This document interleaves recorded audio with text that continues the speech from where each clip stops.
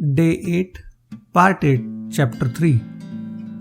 It's been such a delightful journey. They say the longest journey is the one from head to heart. When we came on the earth, we came like an innocent flower. Our being resided in our heart.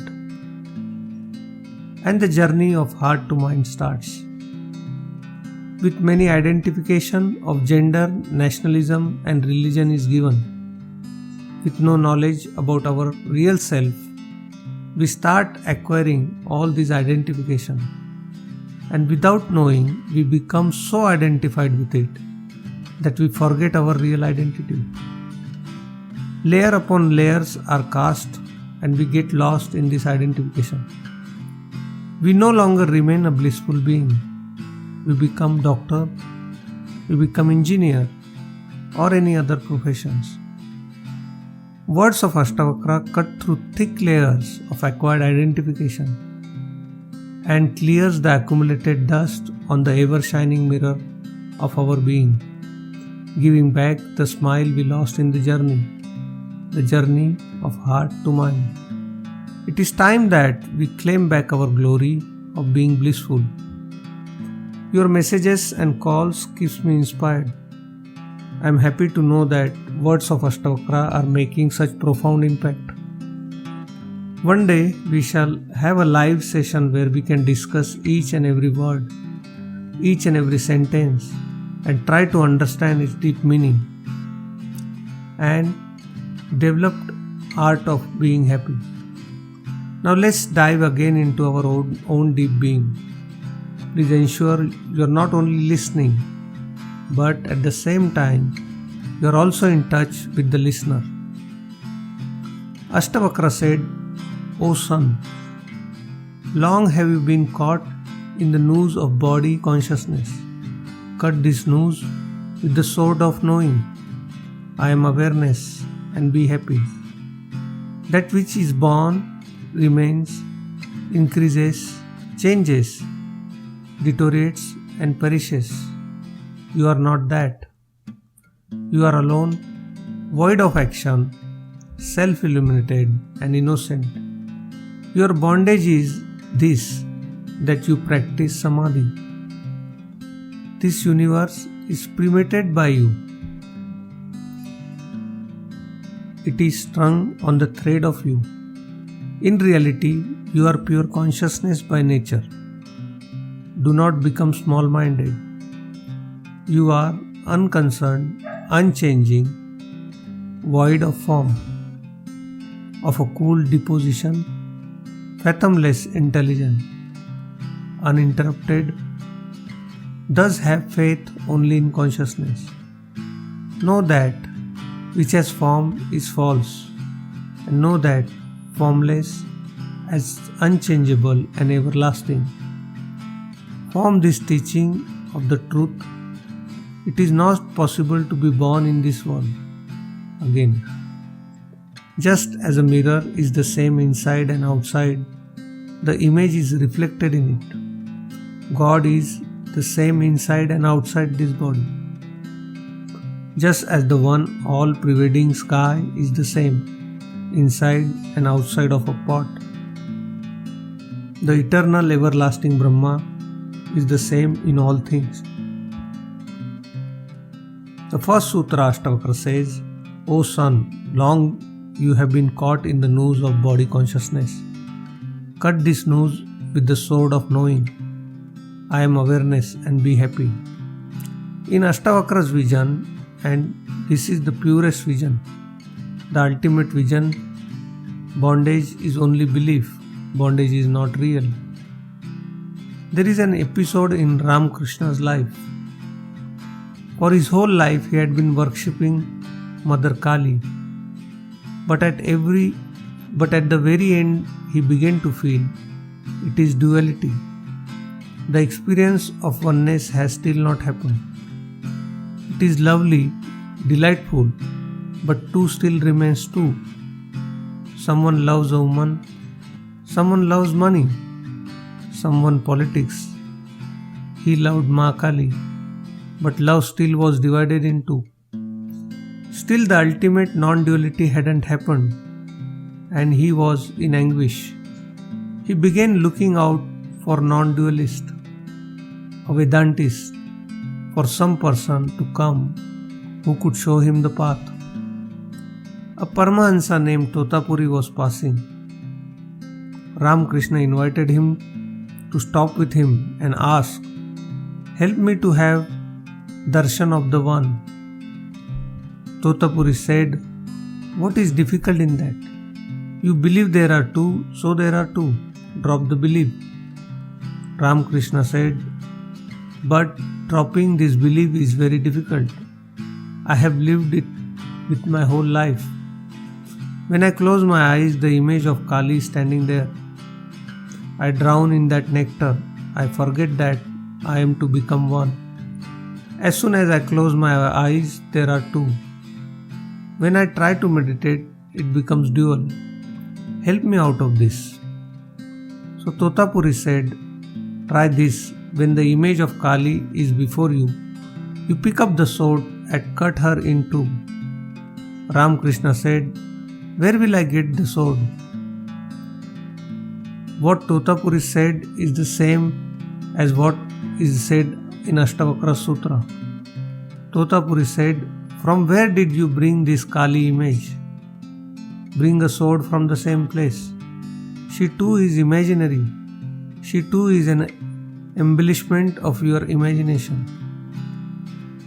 Through nurturing it for your whole life, through continuously projecting it in your whole life, it has become crystallized.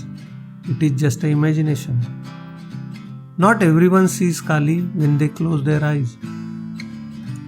After years of effort, a Christian closes his eyes and Christ comes to him. A devotee of Krishna closes his eyes and Krishna comes to him. A lover of Buddha closes his eyes and Buddha comes to him. A lover of Mahavira closes his eyes and Mahavir comes to him. Christ doesn't come to Jaina. Mahavir doesn't come to Christian. Only the image you project will come. Ramakrishna's effort was with Kali, and the image became almost solid. It became so real from constant repetition, from continuous remembering, that it seemed Kali was standing in front of him. No one was standing there. Consciousness is alone.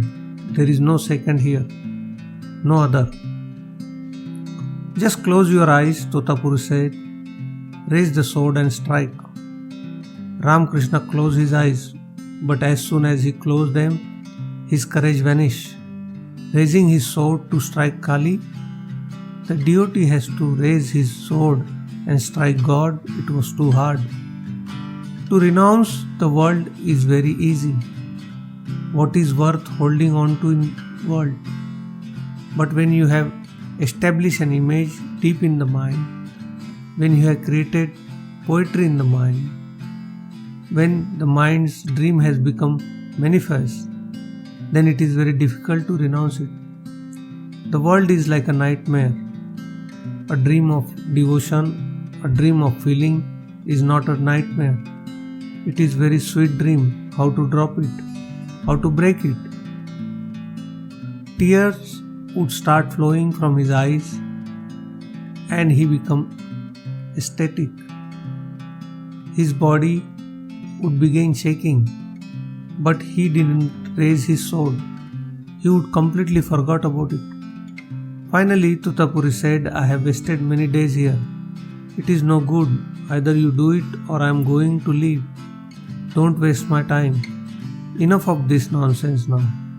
That day, Totapuri brought a piece of glass with him, and he said, "When you begin to absorb in delight, I will cut your forehead with this piece of glass. When I cut your forehead, inside gather courage. Raise your sword and cut the Kali in two. This is the last chance. I am not staying any longer." Totapuri's threat of leaving, and it is difficult to find such master. Totapuri must have been a man like Ashtavakra. Ramakrishna closed his eyes and Kali's image appeared to him. He was about to bliss out. Tears were ready to flow from his eyes. Overwhelmed with joy coming, he was about to become ecstatic when Totapuri held his forehead and where the third eye chakra is made a cut from top to bottom with a piece of glass. Blood began to stream from the cut, and this time Ramakrishna found courage. He raised the sword and cut the Kali in two pieces. When Kali fell apart, he became non-dual. The wave dissolved in the ocean. The river fell into the ocean. It is said that he stayed immersed for 6 days in this ultimate silence. He was neither hungry nor thirsty.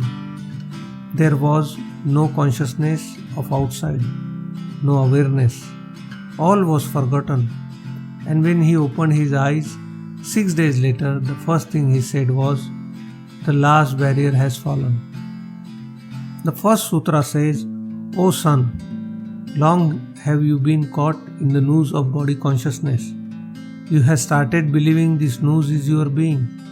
I am the body, I am the body, I am the body." You have repeated this life after life. From this repetition, we have become the body. But we are not the body. This is our misinterpretation. This is our habit. This is our self-hypnosis. And we have believed it so deeply we have become it. There is another episode in Ramakrishna's life. He did sadhanas, the spiritual practices of all religion. He is the only person in the history of mankind who tried to attain the truth path of all religion. Ordinarily, a person reaches by one path. When you have reached the summit of the mountain, who bothers about other path? Do you walk the other trails up it then? Who cares? You have reached. The trail you came on. What's the use of walking on others? But Ramakrishna reached to the summit of the mountain again and again, and then descended. He climbed by second path, then by third path. He is the first person who practiced the sadhanas of all religions and attended to the same peak through all religion. Many have talked about synthesis. Ramakrishna is the first to create a science of synthesis. Many people have said that all religions are true, but had just been talk. Ramakrishna made it a reality. He gave it a strength of experience. He proved it with his own life. When he was doing Islamic sadhana, he became a real Muslim fakir. He forgot Ramakrishna and began chanting Allahu, Allahu. He began listening to the verses of Quran and lived the rite on the step of mosque. If he came near a temple, he didn't even lift his eyes, let alone bow in greeting. He had forgotten about Kali. In Bengal, there is a sect, the Sakhis. When Ramakrishna practiced the sadhana of Sakhi sect, the Sakhis believe that the God alone is a male, everyone else is a female. Krishna is a God, everyone else is his Sakhi, his girlfriend. So in Sakhi tradition, men also consider themselves women. But what happened in Ramakrishna's life had never happened in the life of any follower of the Sakhi tradition. A man can believe on the surface he is woman, but he remains a man inside. He knows that he is a man. Members of the Sakhi sect take an idol of Krishna to bed with them. This is their husband. But what difference does it make? But when Ramakrishna did this sadhana, something unprecedented happened. Scientists too will be surprised that such a thing happened. He did the sadhanas of Sakhis for 6 months, and after 3 months his breast started to swell. His voice changed. He began walking like a woman, and his voice became sweet like a woman. His breasts were growing, becoming the breast of woman. The male structure of body began to change. This is much possible because men too have breasts, though undeveloped. Women are developed. So it is possible that undeveloped breasts become developed. The seed does exist. Up to this point, nothing great has happened. many men's breasts become enlarged. This is not such a great surprise. But when 6 months were nearly over, he started mensurating. This was a miracle. To mensurate is completely against the science of the body. This has never happened to any man. What happened during these 6 months? The belief, I am woman, this idea becomes so strong. This feeling echoed so deep in his being, in every pore. In every cell of this body, it echoed, I am a woman. No opposing feeling remained. He completely forgot about being man. Then it happened. Ashtavakra is saying we are not the bodies. It is just that we believe we were and we became bodies. Whatever we believe, we become. The world is our belief. And the moment we drop belief, we can immediately be transformed. To drop it, nothing real has to be changed. Only an idea must be dropped. If we were really body, transformation would be difficult. We are not really the body. In reality, we are hidden inside the body as consciousness, the witness, the observer. O son, long you have been caught in the noose of the body consciousness. Cut this noose with the sword of knowing. I am consciousness, and be happy.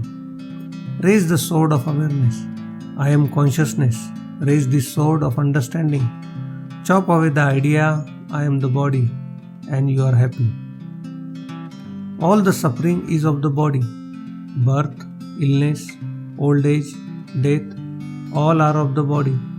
And when there is identification with the body, there is the identification with all the pains of the body.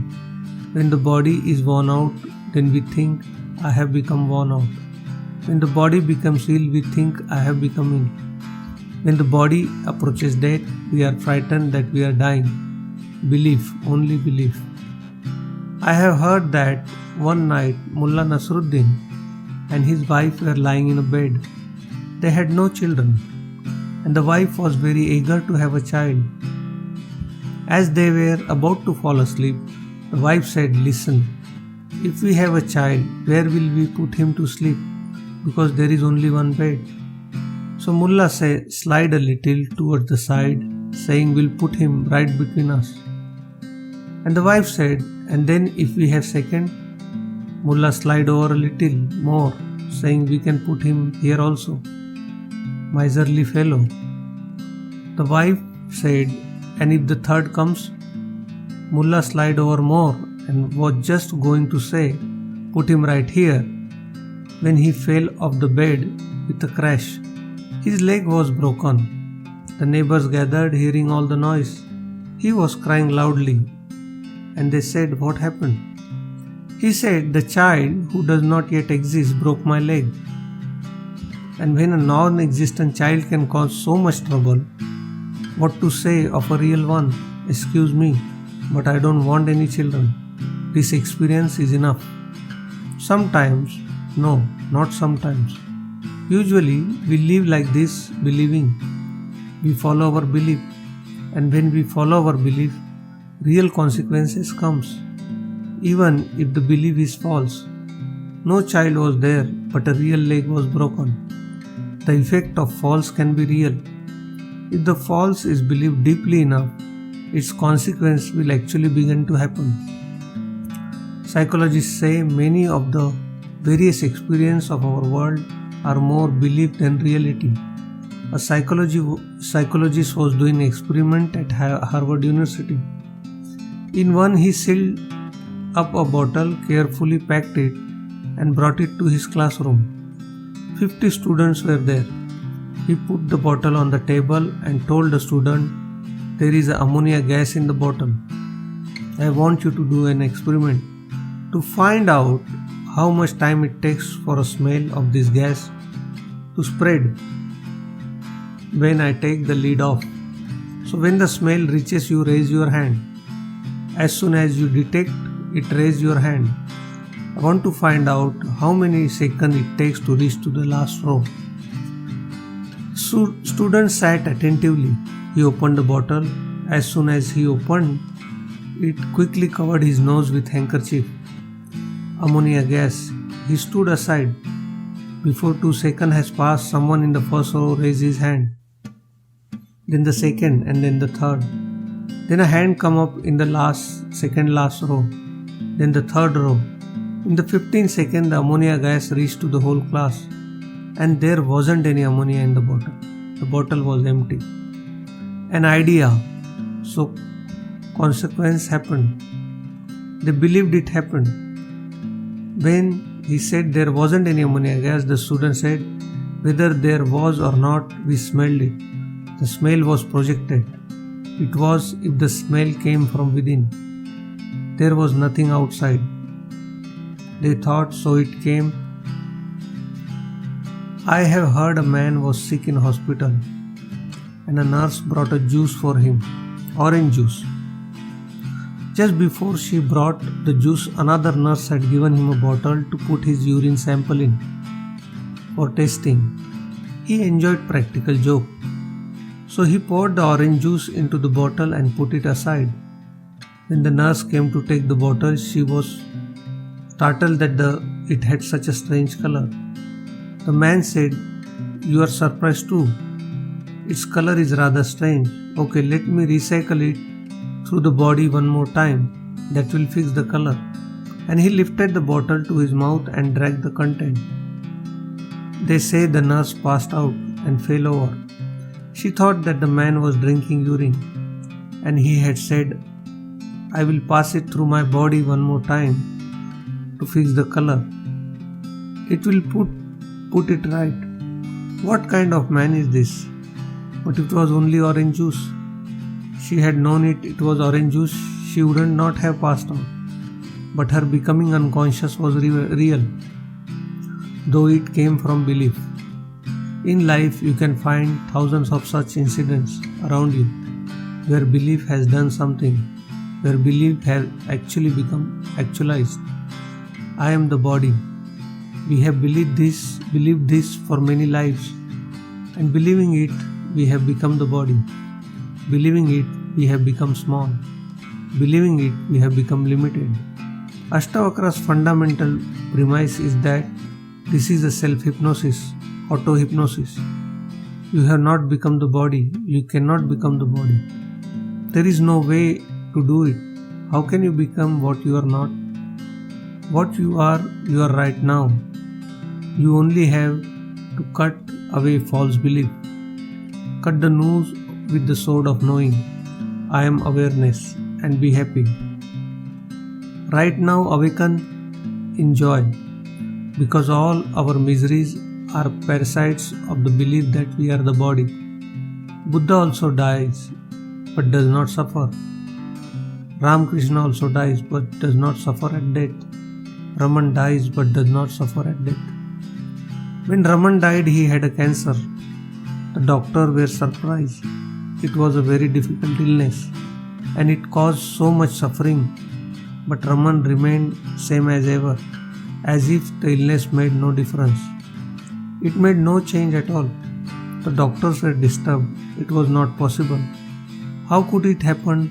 Death was at the door. The man was relaxed, unwavering. We can understand the discomfort of doctors. So much suffering, but the man was calm, unwavering.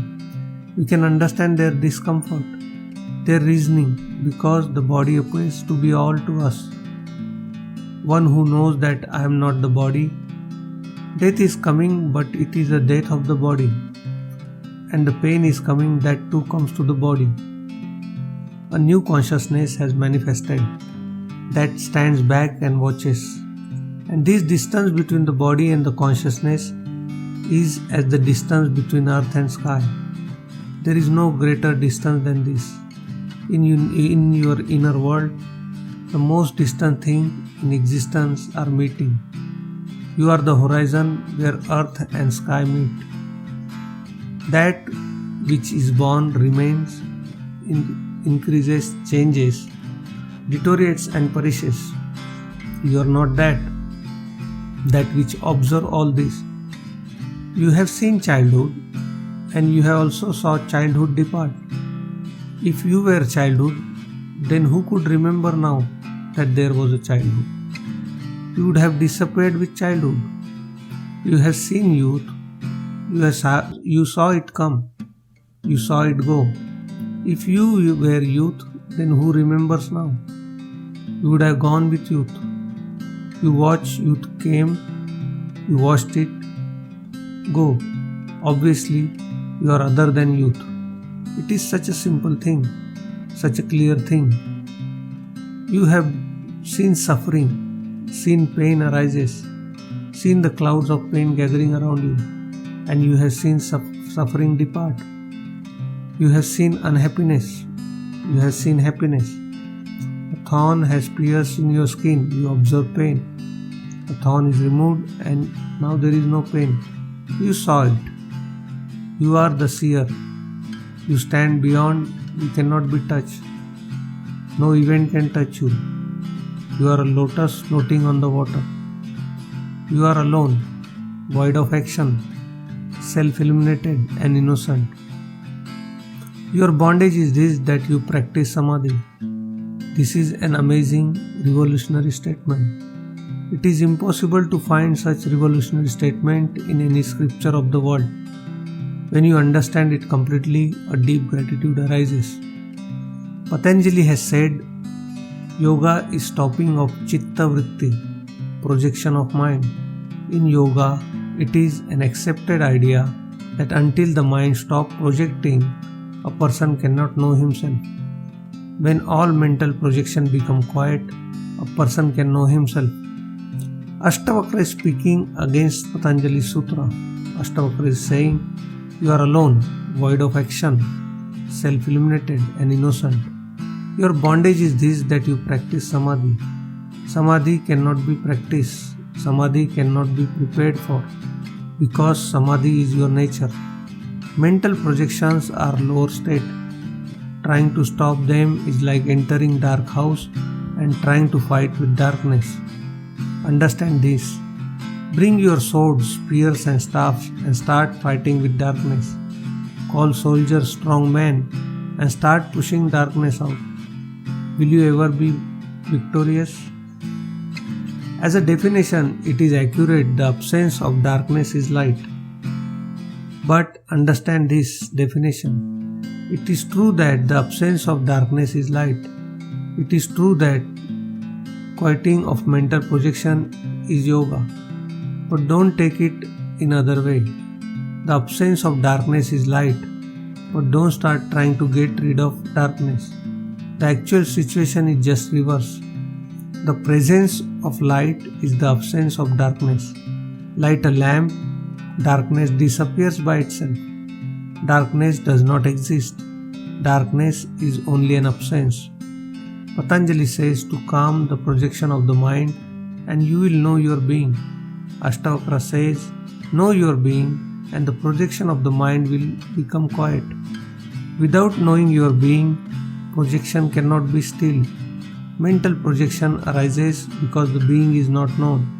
If you think you are the body, desires of the body arises.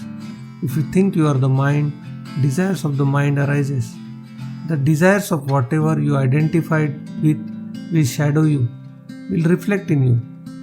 The color of whatever you sit next to reflects on you. It is like placing a color stone next to a crystal. The color of the stone will shine on the crystal. Put it with a red stone and the crystal appears red. Put it with the blue stone and the crystal appears blue. This is from the proximity. The crystal doesn't become blue, it only seems to. Darkness only seems to be, it is not. The non-existence of light is called darkness.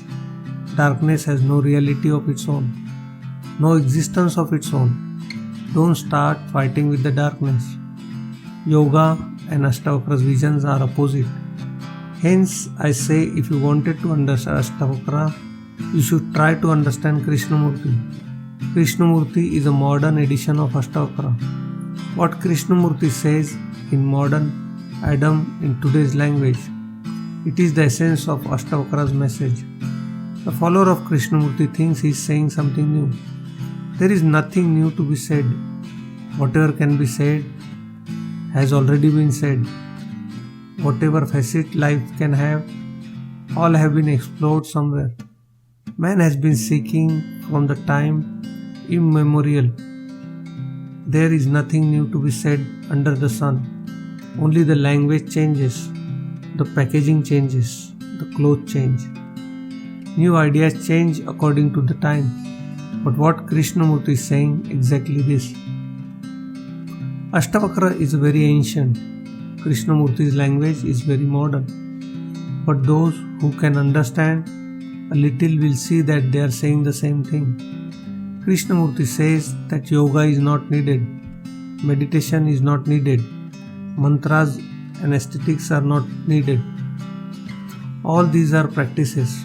Practice has to be done for what is not our nature. What practice can be done to find out our inner nature? Drop all practices.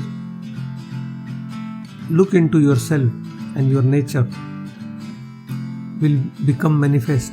You are alone, void of action, self-illuminated and innocent. Look at this declaration. Ashtavakra says you are innocent. Don't even think you are sinner. Let the sadhus and priests say thousands of times that you are sinner. To cleanse yourself of sin, to repent that you have done bad karma. Become released from it. Remember Ashtavakra Sutra. You are free of action. How can you do anything? Ashtavakra says there are 6 life waves. These 6 waves are hunger and thirst, sadness and happiness, birth and death. Hunger and thirst are the waves of the body. If there is no body, there is neither hunger nor thirst. These are the needs of body. When the body is healthy, hunger increases. When the body is ill, hunger decreases. If the body is out in the sun, the thirst increases because sweat will evaporate. There is more thirst in hot weather, less thirst in the cold. These are the need of the body. These are the waves of the body. Hunger and thirst are of the body. Sadness and happiness are of the mind. When someone leaves you, there is unhappiness because the mind grabs hold, makes attachment. When you meet someone, a beloved, there is a happiness. When a beloved is leaves, unhappiness. When you meet disagreeable person, unhappiness. When the disagreeable person leaves, happiness. This is the play of mind, play of affection and disgust, the play of attraction and repulsion. Inside one in whom mind has ceased to exist, there is no sadness, no happiness. These are waves of the mind. At the birth and death are the waves of life energy. At the birth, breathing starts. At the death, breathing stops. As soon as a baby is born, the doctor is concerned that he should start breathing, start crying. Crying because to cry he will need to breathe. In the spasms of crying, the breath passage will open. In the spasm of crying, the closed lung will start functioning. If the child doesn't start crying within few seconds, doctor will hang him upside down and spank him, forcing breath to start. Breathing is a birth. Breathing means the process of life. When man dies, breathing is finished. The process of life stops. This goes on moment to moment. As the breath comes in, life comes in. As the breath goes out, life goes out. Birth and death are happening every second. Every incoming breath is life. Every outgoing breath is death. So life and death are happening every moment. These are waves of life energy. Ashtavakra says these are the 6 waves and you are beyond these 6 waves. You are the observer of this. Buddha based his whole system of meditation on breath. Buddha said one technique is enough. Go on watching the incoming and outgoing breath. What will happen from watching the breath come and go? Slowly, as you see the outgoing breath has gone out and that the incoming breath has come in, you will find a short gap in between where the breath stops, where it neither goes out nor comes in. Between each half breath there is a momentary gap. where the breath does not flow, does not move, does not stare. It goes out, stops for a moment, then comes in. It comes in, stops for a moment, then goes out. You will begin to see a gap. In this very gap, you will find that you are this coming and going of the breath is the play of life force. And if you become capable of watching coming and going of the breath, then the seer is separate from the breath, is the other than the breath. Our body is the outermost circumference. Mind is the circle within, and the life a deeper circle within. It is possible for the body to be crippled, broken, destroyed, and still man goes on living. The mind can be split, insane, idiotic, and still man goes on living. But without breath, man will not live. Remove man's entire brain, still he will go on living. Lying in a coma, but still alive. Limbs can be cut off, so only breathing remains, man can go on living. If breath stops, even if everything else is okay, the man will die. These are the 6 waves, and the body, observer, is beyond these 6. You are alone, no one is your companion. The body is not your companion. The breath is not your companion. Thought are not your companion. You are alone. There is no companion within. What to say of outside? Husband, wife, family, friends, beloveds, none are companion. There is none who is near, none who is related. To be near is only an outer phenomenon. From within, no union can made with anyone. You are alone, void of action. Don't even arise the question of your karmas, your acts. If you should ask Ashtavakra, you say one can be liberated right now. So what will happen to the fruits of our action? What will happen to the sin of lifetime? How to get release from them? Ashtavakra will say, you have never done them. Out of hunger, the body may have done something. Out of vital energy, life may have done something. Out of its own needs, the mind may have done something. You have never done anything. You are ever aloof in non-doing. Doing has never happened through you. You are the observer of all the action. Liberation is possible right now. Consider it. If we have to destroy the whole web of action, we can never become liberated. It is impossible. We have done so many acts over infinite times. Just estimate how many. If we have to be released from all these actions, then the release will take an infinite time. And during this infinite time, you won't be sitting idle. You will be doing something. So acts will again accumulate. This chain will be endless. This chain will never finish. It will never come to a conclusion. Ashtavakra says that if to be free you have to become free of action, then liberation can never happen. But liberation does happen. You cannot become free. You are free. The existence of liberation is the proof that being has never done any act. You are not a sinner. You are not a saint. You are not a virtuous, not unvirtuous. There is no hell anywhere. There is no heaven. You have never done anything. You have only seen dreams. You only thought you were doing. You were sleeping within. The body was doing. Those bodies that did things are no long gone. How can the fruit of their action be yours? You were sleeping inside. The mind acted. The mind that acted is disappearing every second. I have heard that a former Maharaja saw that his drawing room was dirty. He scolded his servant, Junko, saying there are spider webs all over the drawing room. What you have been doing all day long? Junko said, some spider must have made those webs. I have been sleeping in my room. You were sleeping inside. Some spider must have made the webs. The body spun webs. The mind spun webs. The life energy spun webs. You were sleeping. Wake up. Awakening, you find that you never did anything. Even if you wanted to do something, you couldn't do it. Your nature is in action. Not doing is your natural state. You are alone, void of action, self-illuminated and innocent. Did you hear this proclamation? You are innocent. Throw away what the pandit and priest have taught you. You are innocent. Their teaching has been very harmful. They have made you sinner. They have taught you in 1,000 ways that you are bad.